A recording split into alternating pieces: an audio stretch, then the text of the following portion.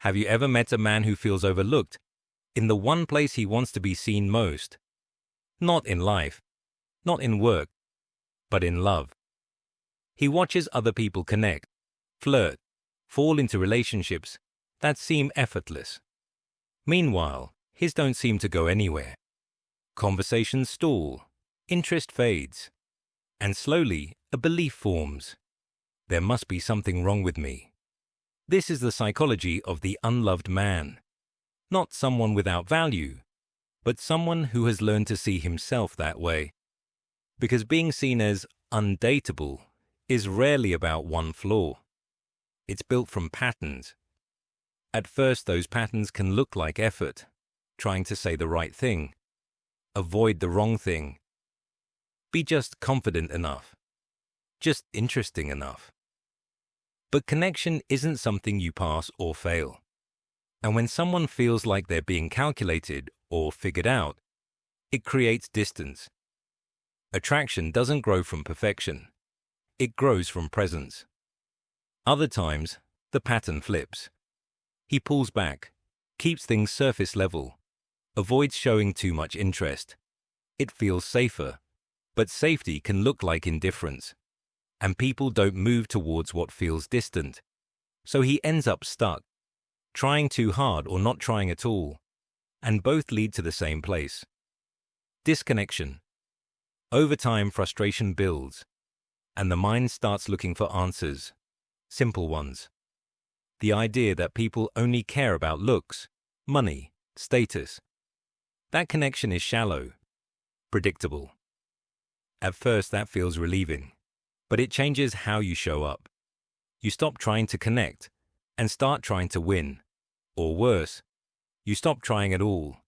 You become colder, more dismissive, more cynical, telling yourself, they're not worth my time. No one is genuine anyway. But underneath that is something else. Disappointment, rejection, distance. Because when you approach people with quiet resentment or defensiveness, they feel it. And it pushes them away, which then reinforces the belief. See? This is why it never works. It becomes a loop. You expect shallow behavior, so you act guarded. That guardedness creates disconnection. And the disconnection confirms your expectation. But most people aren't that simple.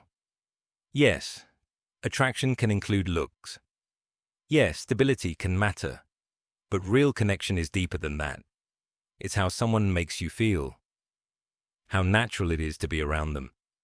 And those things can't be reduced to rules. When you start believing everyone is shallow, you stop showing the parts of yourself that create depth. You flatten yourself, while assuming everyone else is the same. There's also something else underneath it. Control. If you convince yourself no one is worth your time, you don't have to risk rejection. If you act like you don't care, you don't have to feel not chosen. It protects you. But it also isolates you. Because the same wall that keeps pain out keeps connection out too. And over time, that wall can start to feel like identity.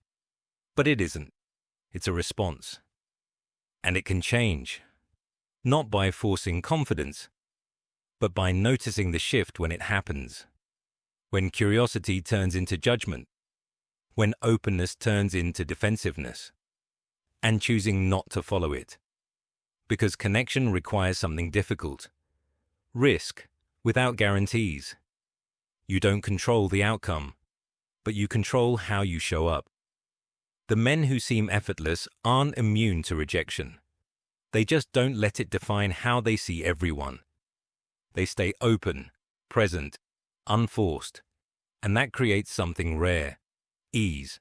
The unloved man isn't someone without worth.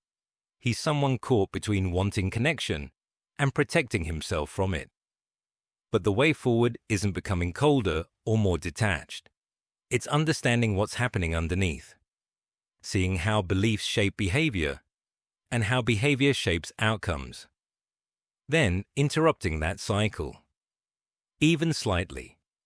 Because every time you choose openness over defensiveness, you give connection a real chance to exist. And that's where everything begins to change.